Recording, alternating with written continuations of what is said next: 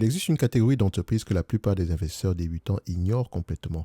Pas parce qu'elles sont mauvaises, au contraire, mais parce qu'elles sont invisibles dans la vie quotidienne. Elles ne vendent pas de téléphone, pas de voiture, pas de boisson. Elles ne font jamais la une des journaux grand public et pourtant, elles génèrent des marges que la quasi-totalité des entreprises technologiques célèbres ne peuvent pas égaler. Veris Analytics est exactement ce type d'entreprise. Et ces résultats du premier trimestre 2026 sont une occasion parfaite pour vous vous apprendre à peu près quelque chose d'important. Comment identifier et analyser un business dont la valeur réelle est presque entièrement cachée dans sa structure économique. Commençons par la question de base. Qu'est-ce que Veris fait exactement? Alors, Veris est une entreprise de données et d'analyse statistique spécialisée dans le secteur de l'assurance. Qui sont les clients? Vous les connaissez maintenant. Concrètement, quand une compagnie d'assurance veut fixer le prix d'une police d'assurance d'habitation, elle a besoin de savoir précisément quel est le risque d'incendie, d'inondation ou de tempête pour chaque adresse spécifique aux États-Unis. Bon, entre parenthèses, vous savez que pour ceux qui suivent ce secteur d'activité, le prix des assurances habitation ont drastiquement augmenté, les prix ont drastiquement augmenté sur les dernières années. Je dis toujours ici que les compagnies d'assurance ont un pricing power. On parle même parfois de l'ordre d'une augmentation de 35% par rapport au prix des primes d'assurance. Entre parenthèses, refermé. Alors, quand elle veut évaluer le coût probable d'un sinistre automobile, elle a besoin de données historiques sur des milliers de types d'accidents et de réparations. Et ça, je parle des compagnies d'assurance. Et là, si on parle de compagnies d'assurance, si on parle de risque automobile, de sinistre automobile, si on parle de réparation, si on parle d'accident, hein, vous comprenez qu'il y a une entreprise qu'on appelle Copart qui pourrait en bénéficier. Ou bien Richie Bros Auctionné également qui pourrait en bénéficier, qui détient une entité qui fait à peu près la même chose que Copart. Ça, c'est une autre parenthèse qu'on referme. Alors, Veris collecte, structure et vend ces données depuis des décennies. Et c'est très important depuis des décennies. Donc, ils ont à peu près, voilà, traversé plusieurs périodes. Donc, ils ont des datas. Donc, elle maintient les formulaires standardisés que les assureurs utilisent pour rédiger leurs polices. Elle calcule les coûts de perte de référence qui servent de base aux tarifs de l'industrie entière et elle fournit des outils analytiques pour évaluer et gérer les sinistres. Alors, ce que ça crée, c'est quelque chose de remarquable. Une position de quasi-standard industriel. La plupart des compagnies d'assurance américaines utilisent les données et les formulaires de Veris parce que l'industrie entière s'est construite autour de ces standards. Partir vers un concurrent ne signifie pas simplement changer de fournisseur de données, ça signifie revoir des décennies de processus, de modèles actuariels et de formation interne. Donc les coûts de changement sont colossaux. Maintenant, regardons les résultats de ce trimestre. Les revenus ont atteint 783 millions de dollars en hausse de 4% par rapport à l'année dernière et 5% en croissance organique à taux de change constant. C'est au-dessus des 772 millions anticipés par le consensus. Le bénéfice par action ajusté atteint 1,82 dollars contre 1,73 un an plus tôt, dépassant le consensus de 0,08 dollars. Ces chiffres sont solides, mais le chiffre qui mérite vraiment votre attention, c'est la marge EBITDA ajustée, 55,9%. Pour les débutants, l'EBITDA, c'est le bénéfice avant intérêts, impôts, dépréciation et amortissement.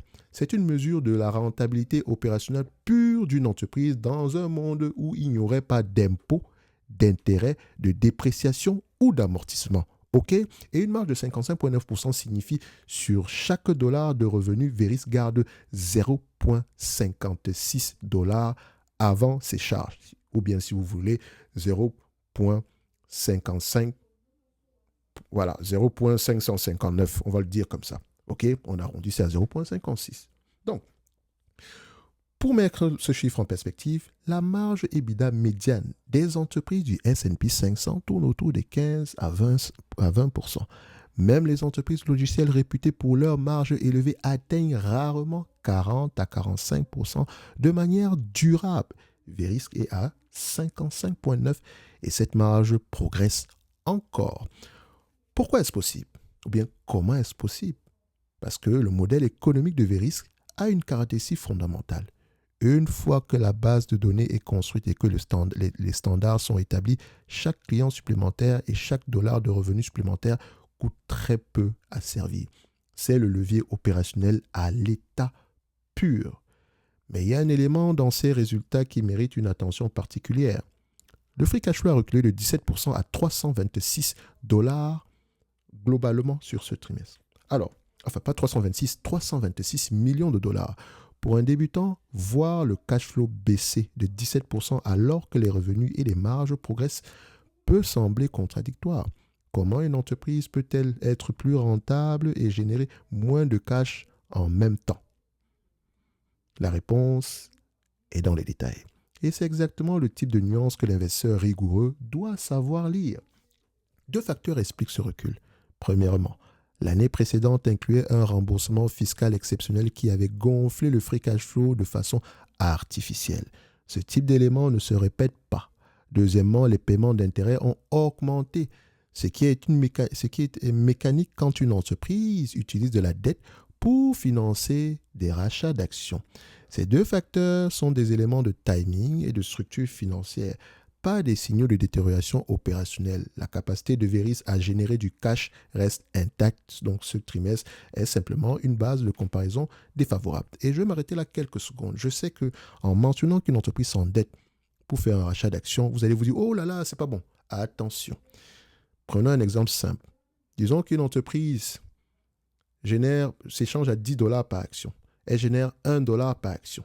Si elle vous distribue la totalité des bénéfices en actions, vous aurez un rendement de 10%. 1 divisé par 10 multiplié par 100, ça donne 10%. Imaginez maintenant que cette même entreprise décide de racheter ses actions. Et pour acheter ses actions, elle décide de s'endetter. Si elle décide de s'endetter à 5%, pour acheter des actions qui ont un rendement de 10%, et je ne parle pas du rendement du dividende, des amis, pour acheter des actions qui ont un rendement de 10%, elle crée de la valeur. C'est un bon deal. C'est un très bon deal. OK?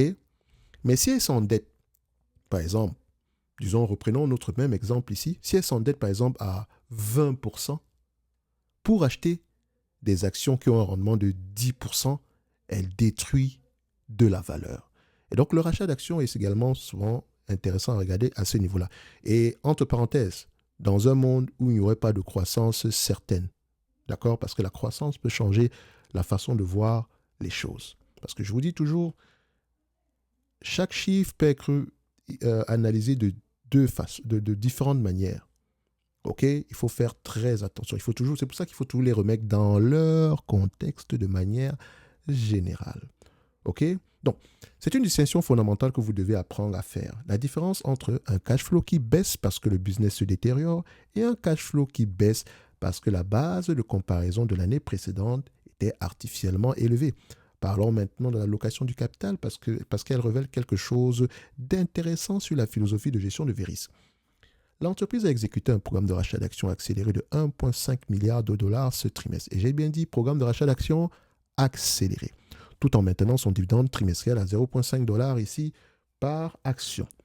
Alors, un rachat d'actions accéléré, c'est un mécanisme par lequel l'entreprise confie à une banque d'investissement le soin de racheter ses propres actions sur le marché de façon concentrée et rapide plutôt que de le faire progressivement sur plusieurs mois. C'est un signal fort. Le management pense que l'action est sous-évaluée et veut agir vite. Vous comprenez? Donc, pour financer un rachat de 1,5 milliard en une seule opération, tout en maintenant le dividende, Veris utilise de la dette. C'est un choix délibéré d'arbitrage financier. Emprunter à un coût donné pour racheter des actions qui, selon le management, valent plus que ce que le marché leur attribue actuellement. Si le management a raison sur la valeur intrinsèque de l'entreprise, c'est une décision créatrice de valeur pour les actionnaires restants. Entre parenthèses, si le management décide de faire un rachat d'actions, c'est parce qu'elle pense que les actions sont sous-évaluées. Attention, ça ne veut pas dire que c'est le cas. C'est pour ça que c'est votre décision qui prime, dépendamment de vos connaissances du business, etc. OK? Donc, il ne faut pas juste dire, oh, rachat d'actions, très bien. Non, non, non, non, non, non. Pourquoi? Est-ce que c'est au bon prix par rapport au problème en date d'aujourd'hui, au cas où il y en a? OK? Donc, revenons maintenant à la croissance de 4 à 5% parce qu'elle mérite d'être contextualiser correctement. Et quand je parle de croissance, croissance des revenus. Alors, pour une entreprise technologique en pleine expansion, 4% de croissance organique paraîtrait décevant. Mais Veris n'est pas une entreprise technologique en pleine expansion. C'est une infrastructure de données installée au cœur d'une industrie entière depuis des décennies. Dans ce contexte, 4 à 5% de croissance organique avec 55,9% de marge EBITDA et des coûts de changement quasi prohibitifs, c'est un profil économique très différent. C'est la croissance d'un actif quasi monopolistique qui progresse régulièrement, année après année, avec une prévisibilité que très peu d'entreprises peuvent offrir. La vraie question pour l'investisseur n'est pas est-ce que 4% c'est assez? La vraie question et la bonne question c'est est-ce que cette croissance est durable? Est-ce que la marge peut continuer à s'améliorer? Et est-ce que les coûts de changement vont rester aussi élevés à mesure que les alternatives numériques se développent? Alors, et c'est exactement là que l'analyse devient la plus intéressante. Veris opère dans un secteur, l'assurance, qui est lui-même en pleine transformation digitale.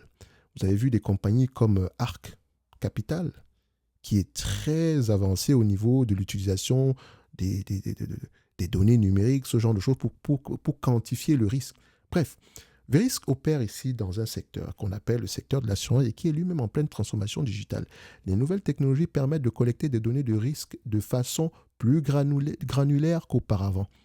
Capteurs dans les maisons, télématiques dans les voitures, imagerie de satellite pour évaluer les propriétés, ces nouvelles sources de données pourraient théoriquement permettre à des concurrents de construire des bases de données alternatives qui challengent la position de Verisk. Ce n'est pas une menace immédiate. La profondeur historique des données de Verisk accumulées sur des décennies est elle-même un avantage concurrentiel difficile à répliquer rapidement. Mais c'est un scénario à modéliser sérieusement avant d'investir. Souvenez-vous de Medistim, qui avait à peu près une histoire similaire. Donc, c'est exactement ce que le Prompt Top Invest, le mode tiendra-t-il, est conçu pour vous aider à analyser rigoureusement, stress-tester les avantages concurrentiels de Veris sous des scénarios où de nouvelles technologies permettent à des entrants de construire des alternatives crédibles, évaluer si les coûts de changement restent aussi élevés dans un environnement de données de plus en plus ouvert et déterminer si 55,9% de marge sont le reflet d'un avantage structurel durable ou d'une position historique qui pourrait s'éroder plus vite qu'on ne le pense. Parce que les entreprises les plus solides en apparence sont parfois celles dont les risques structurels sont les plus difficiles à voir. Précisément parce que leur position dominante rend la menace difficile à imaginer. Maintenant, passons par la partie la plus facile. Entre parenthèses, en description de la vidéo, vous avez le lien vers la bibliothèque de Prompt. Maintenant, si on passe au niveau de l'analyse quantitative, comme je disais tantôt, c'est la partie la plus facile. On prend Verisk, simple. On prend ça, on pose ça, et on regarde. Croissance des revenus, on aime ça. Vous connaissez la question, ça provient d'où, etc. On ne va pas revenir dessus. OK? On aime bien regarder également la marge brute. Juste ça, stabilité ou croissance, vous voyez quoi? Tirez les conclusions nécessaires. C'est croissant, oui ou non? Donc, juste ces deux éléments, ça me permet déjà de voir que cette compagnie pourrait être intéressante pour nous à avoir dans la watchlist. Maintenant, on regarde la marge EBITDA. Où va-t-elle? Est-ce qu'elle est stable ou croissante? On a vu ici qu'au dernier trimestre, c'était 55,9. Et encore, c'est en ajusté. Je dois préciser que c'est en ajusté. Donc, théoriquement, on va se dire que c'est par rapport aux périodes précédentes, on a une légère évaluation parce qu'on devrait être à 59,9 à ce niveau. Je rappelle ici que les résultats que moi j'ai pour le moment sont plus avancés. Enfin, ça n'a pas encore été mis à jour ici parce qu'il vient juste de publier les résultats. Vous voyez, c'était en pré-market, donc c'était ce matin. OK? Donc, c'est normal que ce ne soit pas encore ajusté. Mais de manière générale, on peut au moins se dire que l'EBITDA est plutôt stable au minimum, enfin, même si on sait que l'EBITDA est croissant. Comme je l'ai dit, le plus important, c'est est-ce que ça va le rester aussi longtemps. Maintenant, on regarde la marge des free cash flow pour voir si les marges nettes ont tendance à aller dans le même sens. On voit ici que marge free cash flow et net income ont tendance à aller dans le même sens avec des free cash flow assez élevés. Dette nette sur EBITDA. On a parlé de la dette, vous vous rappelez, rachat d'actions, nanani, nanana. Dette nette sur EBITDA. En prenant en considération le trimestre précédent, c'est 1,8 fois l'EBITDA ici. Par rapport au volume de dette, ce qui m'intéresse, c'est de voir est-ce que l'entreprise peut repayer la dette nette ici avec la génération de free cash flow et ceci en moins de 10 ans. OK?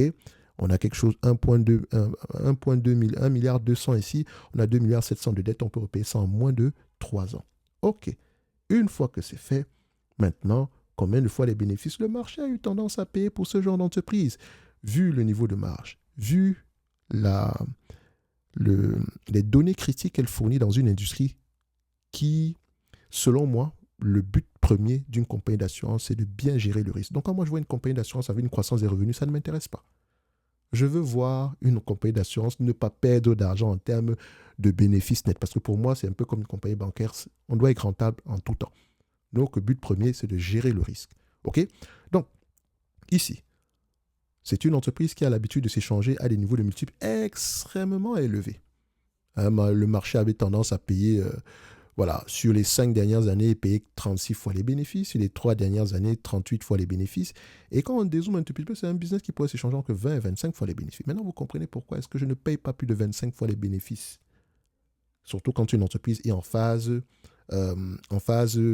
5, donc 4 et 5, on va le dire comme ça. Ceux qui ne savent pas à peu près les phases de business, etc., on va en parler peut-être un jour. Mais si vous êtes curieux, allez voir les cycles de vie d'une entreprise, etc., vous allez comprendre. Donc, ici aujourd'hui, est-ce que Veris mérite 20 ou 25 fois les bénéfices? Vu son positionnement, parce que je comprends également, l'IA va nous tuer, etc. Croyez-moi, l'IA n'a pas la profondeur des datas de cette compagnie. OK, donc pour moi, je mettrais 25 fois les bénéfices. Et ça dépend de moi. Lisez vos rapports financiers, écoutez vos conférences calls et tirez vous-même les conclusions nécessaires. Si selon vous, ça mérite 10 fois les bénéfices, soit. Moi, je mets 25. OK? Et 25, ça nous donne combien? 25, c'est simple. Je viens ici, tac, tac, tac, boum. Alors, au prix actuel, bien sûr, le prix date du 28 du mois d'avril, c'est pas plus grave que ça. C'est une entreprise qui pourrait mériter aux alentours de 242 $ l'action, moins la dette nette. La dette nette encore, ici, 242, moins la dette nette. Où est-ce qu'on a ça ici?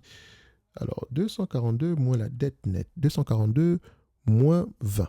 Donc, 242 moins 20, ça va faire à peu près ici 222. Donc, je viens dans ma watchlist, je vais chercher du Verisk et je mets ici 222 l'action qui sera à peu près mon target price pour cette compagnie.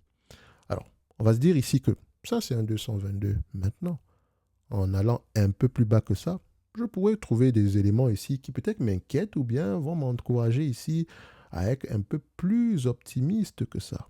Encore une fois, je me base sur les derniers résultats financiers de cette compagnie et je tourne cette vidéo en date du 29 du mois d'avril 2026. Donc, on va sur Verisk ici, ticker symbole VRSK. C'est une excellente entreprise qui mérite d'avoir une place dans n'importe quelle watchlist. Et là, je viens, la dernière fois, ça fait longtemps, on n'a pas regardé cette vidéo, cette compagnie 222. Bim badaboum, ça paraît sous-évalué et je mets la date d'aujourd'hui. Alors, en ce qui concerne le dividende, il a l'air rikiki, mais n'oubliez pas qu'elle rachète massivement ses actions. Et si vous regardez le rachat massif d'actions, ça donne ceci. Et très souvent, il faut regarder le shareholder yield, mais en fait, le shareholder yield sera impacté par l'augmentation de la dette. Donc, c'est pour ça que vous allez le voir en négatif, parce que le shareholder yield, c'est ce qu'on a versé pour les dividendes, plus ce qu'on a utilisé pour le rachat d'actions, moins la dette qui a été émise ou plus la dette qui a été remboursée. Si on rembourse, c'est plus. Si on émet de la dette supplémentaire, c'est moins. Donc ici, clairement, on voit qu'on a émis de la dette supplémentaire. Ce n'est ni mauvais ni bon. D'accord? Pour moi, c'est neutre. Donc vous pouvez également regarder le buyback yield. Vous pouvez considérer ici. Vous constatez que c'est à peu près 2,4% en date d'aujourd'hui, plus le 1% ici. Ça tombe à 3,46% par là. Bref, elle a les moyens de repayer de verser ce dividende de manière générale. Si elle vous reverse la totalité des bénéfices nets en dividende ici sur les 12 derniers mois, ça donne à peu près 4,14% de rendement. Or, le dividende n'est que de 1,13%. Et donc, on est certain qu'il va continuer à augmenter. C'est comme ça qu'on regarde l'augmentation de dividendes, etc. Maintenant, s'il augmente de 10%, 5%, il y a de fortes chances qu'il soit au moins plus élevé que l'inflation moyenne. C'est ça qu'on doit savoir et c'est à ce niveau-là que moi, je veux m'arrêter.